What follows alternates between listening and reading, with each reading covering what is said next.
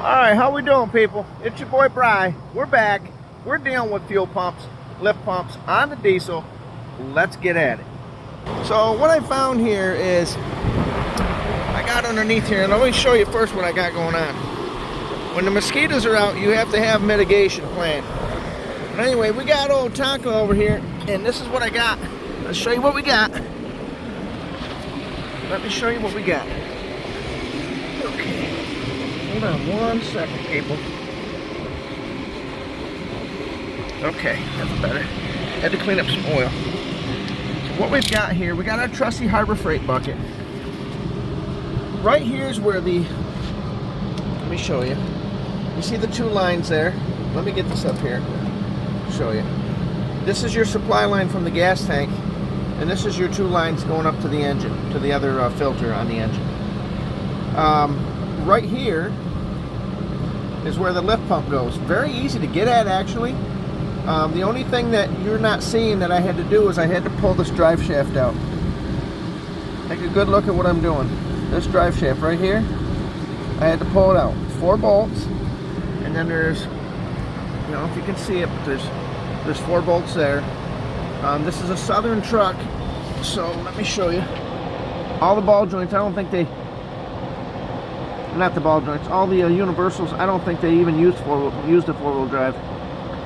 They're like brand new. But what we've got here, let me get over here and show you, is I bought another one of these lift pumps, and the situation I wanted to know was, what is the situation? Was it really bad?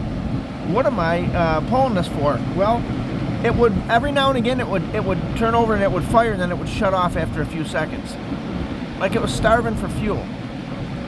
I was getting a code for basically low pressure fuel in a fuel rail. So what I did was, this cover goes on the side here. Okay, you see this little part right here? It's got a little sludge in it. That's your water separator. Okay, so this goes down like this. All right, and that bolts on.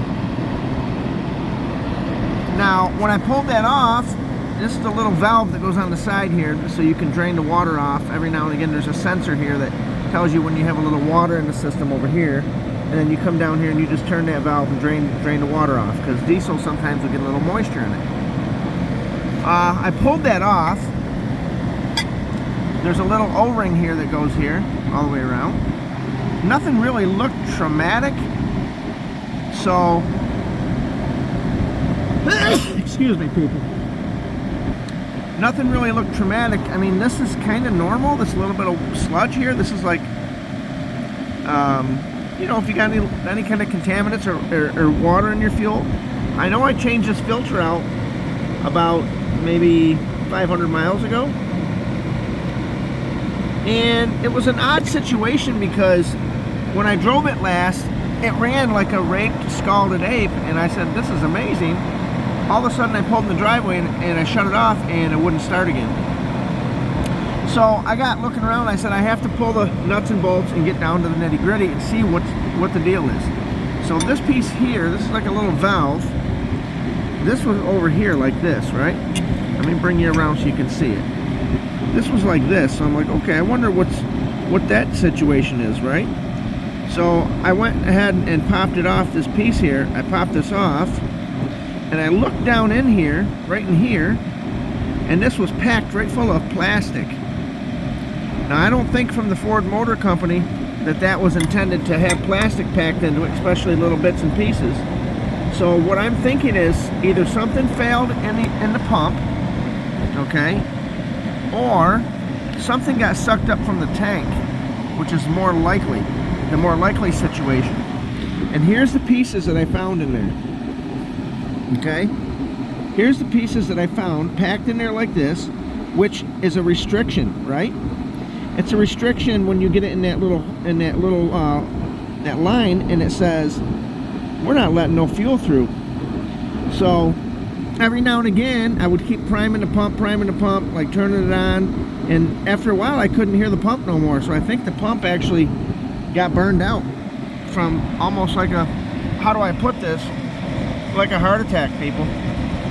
I think the pump had a heart attack because it had a clogged artery, so to speak, with that trash right there.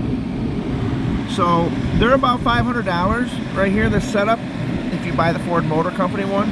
I actually went online, I got one for as an aftermarket one, the whole setup with a filter and everything for $189. So I've been waiting to take a look at this because Tonka's been sitting in the yard, and I don't like this truck just sitting here like this, people. When I come home off the road, hold on a second. When I come home off the road, people, you know I want to get on Tonka and I want to take her for a ride, you know, if you know what I mean. But, you know, she's a truck that says, I don't like to sit in the driveway. She's a truck that says, when you get home, you need to put me through my paces and you need to put me on a list of things to do, if you know what I mean. And, you know, I just said to myself, I've got to get under there, I've got to tear that apart, and I've got to get underneath and see what the situation is and find out, get right to the bottom line. Now, when I pulled this apart, I was thinking to myself, maybe it's a fuse or something else. I probably should have checked the fuses, right? I checked the battery terminals. That's another cause that maybe you got a low voltage going to your pump. But I put a battery charger on it. I got 2 batteries. The batteries are good. They're testing good. I tightened all the terminals, and I said, I don't think it's that. So when I found that trash in that little hole, I said to myself, I'm kind of glad that I found that, because that's like a smoking gun, people. That is a smoking gun situation if you've ever had one. If you've ever done something like this and you don't know if you're just wasting your time or whatever, you don't want to be what I like to call a parts changer. You want to actually diagnose the situation. You want to know what the cause is. It wasn't getting fuel. You want to be able to repeat it and see if you can have repeatability on your problem, which I was. And you want to try to get into the situation that says, do you have the real problem addressed? Do you have a situation that says you're just changing parts, or are you just actually trying to diagnose it and find out what exactly it is? So if you've got a 2008, 2010 6.4 Powerstroke, and you know this one's got like 214,000 miles on it, I don't know if this is the original motor or not. I mean, these engines, to be quite honest with you, it all depends on the maintenance plan. It all depends on if they're deleted or not. It all depends on a lot of things, how well you maintained it. So someone may have, this truck has had a lift put on it, so I'm thinking maybe they pulled the cab and stuff off it for a reason, but it runs so smooth when it runs, I don't know. It's either a remanufactured engine, a rebuilt engine, not a rebuilt probably because they don't rebuild them, but it's probably either another engine or this engine was well maintained. So either way, I'm happy.